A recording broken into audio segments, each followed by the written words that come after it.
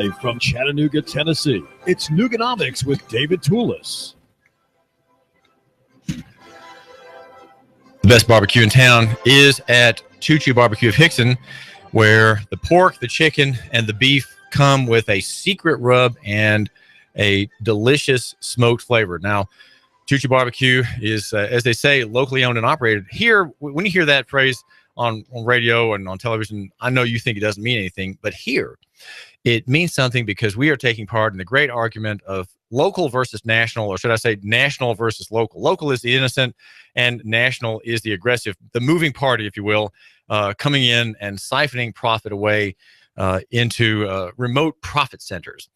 And we here think that we need to have money stay in Chattanooga. And so we argue for a prejudice, a very innocent and wonderful prejudice, which is to love your neighbor and buy local. Love your neighbor, buy local. And so Choo Choo Barbecue not only has the best barbecue, but has a loco-centric, a Nuga-centric connection. The catering number is 870-7894. That's 870-7894. Make sure you mention David Tulis or the radio station, Hot News Talk Radio, where we cover local economy and the free markets. I'm the editor of Nuganomics.com. The website that's not popular, and that is because not many people matter.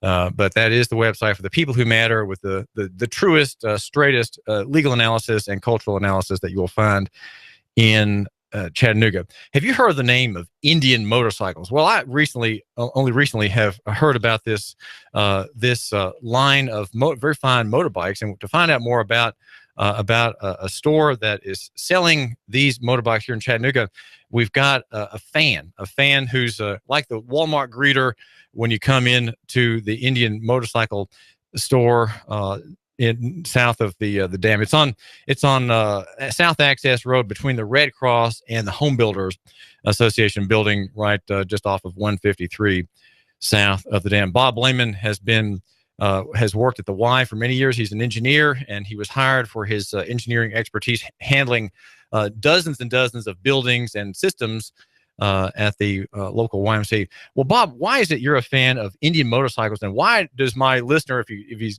wanting to buy a bike and strolls in there, why is he going to find you there? What are you going to talk to him about? Well, David, first, let me thank you for having me on. It's always a pleasure. The Indian motorcycle is probably one of the more iconic brands. It's the oldest brand.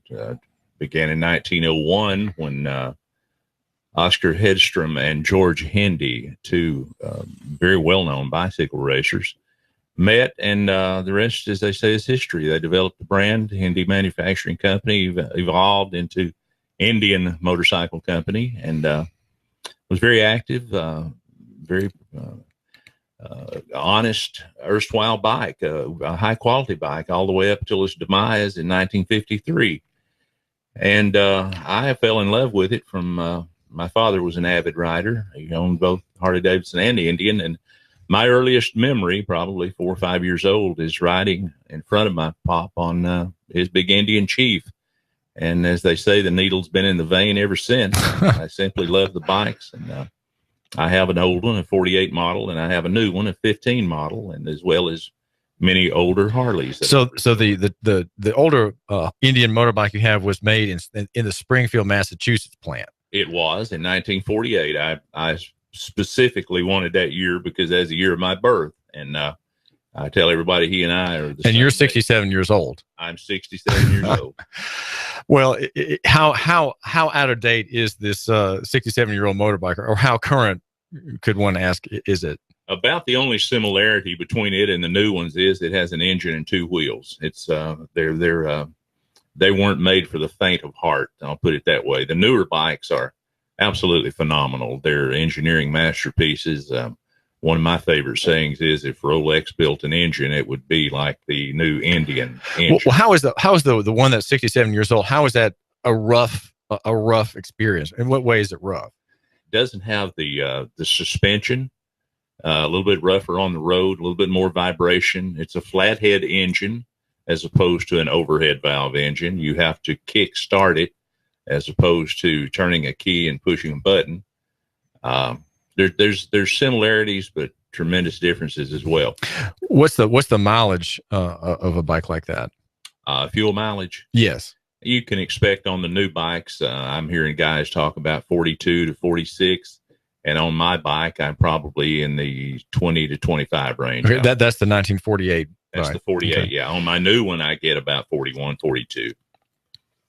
Well, to talk a little bit more about what happened after the original Indian company failed in 1943. Why did it fail? What happened to the family that ran it? It was a family business. Where did they go? What happened to the name of the Indian bike?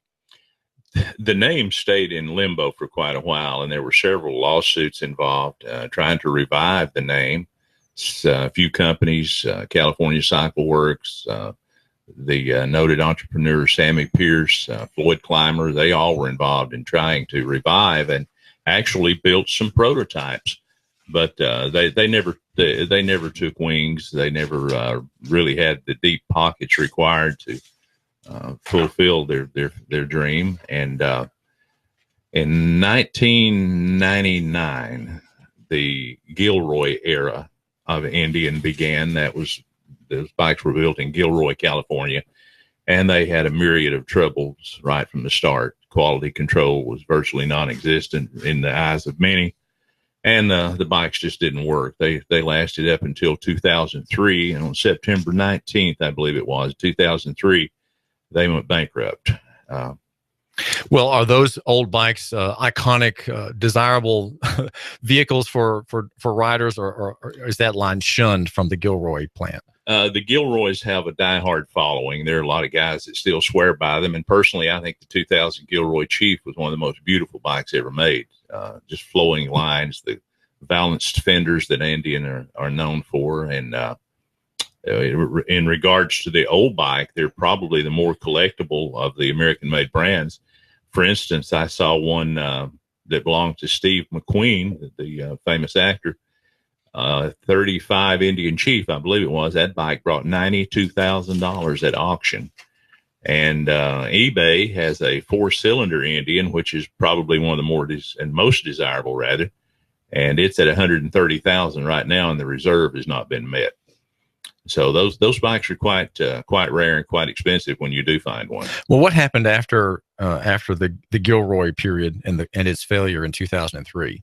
The brand lay dormant, and fortunately, Polaris Industries, the noted snowmobile manufacturer and off-road all-terrain vehicle manufacturer, bought all the rights to that name and began development immediately of a new engine and framework for the same. And we're fortunate in that our general manager was on an advisory board that Polaris put together prior to any development of the new bike.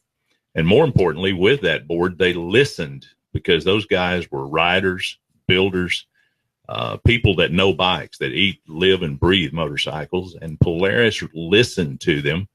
And the development of the TS111, that's the Thunderstroke engine that's in all the new big twin bikes by Indian. They developed that engine specifically for Polaris and Indian. And if you look at one of the engines and compare it to, say, my 1948 model, the similarities are not coincidental. It was purposefully designed that way. The design engineers told the developing engineers and mechanical engineers, we want it to look like the old bike. So they did. And the result is a magnificent engine. Well, we'll say something. My guy listener always, he's not going to be offended if you say a little bit more about why the Thunderstroke engine is unique or remarkable. It certainly has more to it than just looks, right? Oh, it does. It does indeed. Of course, it's fuel injected, as are most all the new ones. But more importantly, the engineering on the internals of the engine, they use, rather than what's known as a fork and throw rod connect on the rod bearing, the main drive, they use a automotive style bottom end, which is an insert bearing with the rods side by side. Now, this doesn't mean a great deal to the layman, but it does when you rebuild the engine, because on any other brand, and I won't go into details, they use the fork and throw, male female. So you have to split the flywheels. That means the flywheels have to go back together with the new rod assembly on it. Then they have to be trued and balanced With the Thunderstroke engine, it's simply a matter of disconnecting 4 bolts, putting new rod inserts in, and you're good to go again. So you're suggesting, Bob Leamon of Indian Motorcycles, that the Thunderstroke is easier on repair, quicker, and maybe cheaper than Absolutely. other engines. I can't speak to the cost because, frankly, we haven't had any in for service or repair. They just seem to run, and that's the main thing right there. It's to ride the bike, not work on it. So now Indian Motorcycle, which is between the Red Cross building and the Home Builders Association on South Access Road, just south of the dam, the John Crockett's. Who are they, and why did they get into this business here? What is their background of that family? John was an avid rider of Brand X for many years. As a matter of fact, he has a brand new one with 260 miles on it. And a friend of his told him that, he said, you have absolutely got to go see the new Indians and try one of them. Well, John did. And he fell in love with it immediately and bought one. He began to watch the stock, the Polaris stock, how it was climbing in sales. And he realized that the Indian Motorcycle was driving that rise. So he began buying stock. And within a year, he was inquiring about a dealership. And the rest is history. We have the dealership here in Chattanooga of Indian, Victory, and Polaris Slingshot. And they are phenomenal, all 3 of them. It's incredible how well it's been received. And we were at the World of Wheels a couple of weeks ago, and the enthusiasm that the Slingshot brings out in people is just incredible. You got to see one. More importantly, you got to ride one and drive it. What is the market for motorbikes of this kind? What is the price range? What is the entry price, Bob Leamon, for the Indian, and who are the people to whom John Crockett sells through his Indian Motorcycle office here in Chattanooga? Our lowest price Indian would probably be the Scout 60, which is a new model developed and designed to compete in AMA flat track. It's 999 cc's, and they're under $10,000. On the high end is the Roadmaster, which is the Chief, the top of the line Chief. Has everything from heated seats, heated grips, Wi-Fi, power windshield. It's got it all. Beautiful bike. Handles very deceptively. It's a very nimble bike. It leads you to believe it's much lighter than what it really is. Between those two, we have the Chieftain, which is one step down below that. And I'm saying one step down. That does not mean in quality, only in size and equipment. They're all comparable. All the big twins have the TS 111 Thunderstroke 111 engine. That's 111 cubic inches, 119 foot-pounds of torque. An incredible engine. So a high-end Indian bike is as much as a car. How much? What's the highest investment? A Roadmaster will run you about $28,000. You can get in the vintage Chief, which is the I call it an entry-level Chief, for want of a better term. It doesn't have the saddlebags or the windshield, and they're around 17 to 18. Now who buys these bikes? These are it's families, or not families, but couples, or absolutely guys primarily. Cross section. We have female riders, we have male riders, we have young riders. The bikes are such that embellishment of the bike is not required. All you got to do is ride it, and you will immediately understand why it has such a following. We have several Brand X bikes that people have traded in simply because they've done exactly as I did. I was a diehard Harley rider, and I rode the Indian and walked right in the door and bought one. They're that much improved and a higher quality bike, in my opinion. This is David Tulis. We're talking with Bob Leamon, who is a sort of greeter and know-it-all at the Indian Motorcycle shop just south of the dam off of South Access Road. We're brought to you by Bruce Krebs, who runs Entrepreneur Source. If you want to get into a business but don't have ideas for your own shop, as I do for mine, well, you can buy into a franchise, and Bruce Krebs is the man, kind of a corporate headhunter, who will help you align your future interest with that of a national concern, and you can buy into a franchise. He has a way for you, my listener, to get $150,000 in capital on your signature. That's just by application. And you can find out more by contacting Bruce Krebs at Entrepreneur Source at 875-5621, That's 875-5621. And make sure you take your Tennessee handgun permit class at Carter Shooting Supply and range on Highway 58. That's the Tennessee handgun class for concealed carry. And that's at Carter Shooting Supply. Great outfit for weapons, handguns, pistols, shotguns, ammo galore, and many fine things that will make you a more complete man, a more complete defender of and liver out of your constitutional rights. Also, remember, if you need any kind of ideas on preparations for tough times ahead, parlous times, as they used to say in the 19th century, make sure you go to P5 Preparedness with Duke, and who has our show here at 11 every Thursday. That's the Preparedness Show here at AM 1240 Hot News Talk Radio.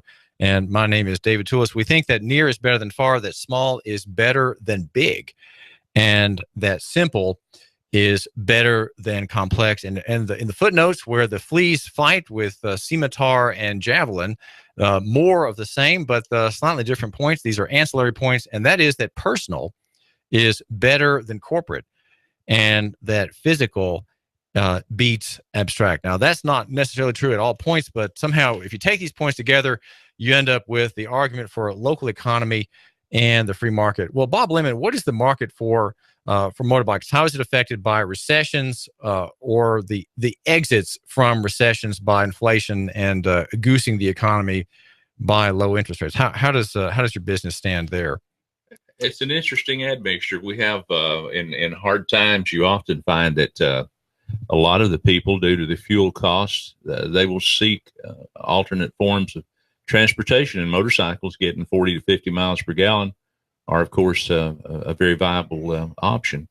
The purchasers, as I said earlier, we have old, young, new riders, old riders. It's a complete cross section. We actually encourage everyone to ride a bike before they buy. And our only requirement is that you have a valid Tennessee driver's license stamped for motorcycle riding. And you can come to our store and demo ride anything we have. We have varying bikes that are all ready to go. What percentage of people pay borrow to buy a bike, and what percentage pay cash coming to Indian motorcycles? That would be a hard figure or a hard figure to arrive at. I've seen guys walk in and pull out their checkbook, write the check. I've seen others that had to spend a couple hours getting their finance straightened up. But we have a finance and insurance man on site that can handle all that. And if you have decent credit, there's no reason you can't ride a new Indian home. So John Crockett is optimistic about national economy. How long has he been in business here? We opened in July of last year, and John's background is such that he's a very astute businessman. He was the senior vice president for Penske Corporation, and many years in that field, and very knowledgeable, knows the market, and knows where he wants to take Indian Victory Slingshot in Chattanooga. And I'm honored to be part of that growth. I just want to go along for the ride, as I told him. So that your personal situation, Bob Leamon, is kind of interesting. You are an enthusiast for this bike, and you're just kind of a hanger-on. Yeah. You hang out at the store, and here you are. You're kind of ambassador, as you say. So what does your job as ambassador do for the store that you care about? Exactly, as a private person? Exactly what I'm doing right now, David. I've appeared on television for him. I've different cities. And I told John when we first started talking about what I might do there, we really didn't know until I talked to John and told him. And it's a funny story. The first time we talked, John called me after I had sent him an email long before the store had opened. And he lives in Stone Mountain, Georgia, and he was on his way back home, and he left Chattanooga and called me on the way. And we talked virtually all the way to his house. And he likes to tell the story that after talking with me, my enthusiasm was such that he was ready to buy 2 more Indians. So John's a stand-up guy. Anyone that meets him will say that. And I'm just happy to be part of the rebirth of Indian. And as I told him, I'll do whatever I can to help you make sure that Indian stays in the forefront here in Chattanooga. Well, if you, my listener, start a business, you'll have hopefully the benefit of having fans and friends who talk about your business favorably, who act as ambassadors. There really is nothing better than personal recommendations of people who like you, what you're doing, who care about what you're selling or providing here in local economy and the free market. And we've been hearing from Bob Leamon, who's sort of a friend of the Indian brand, and who's kind of attached himself as a servant and spokesman and a go-to guy at a dealership. He's a retired man. He's 67. Bob, thanks for joining us. It's been my pleasure. Thank you for having me, David. If you need your cell phone fixed, make sure that you have in the back of your mind the name Cell Surgeon. Cell Surgeon. Borrow a friend's phone, look that up, and get the directions. But I can tell you right now where to find Cell Surgeon. It's right next to Old Chicago's Pizza in Northgate, right next to the pizza restaurant there. And he's open Sunday. The number is 668-0100, 668-0100. This is David Tulis, live on YouTube, live on AM 1240 Hot News Talk Radio.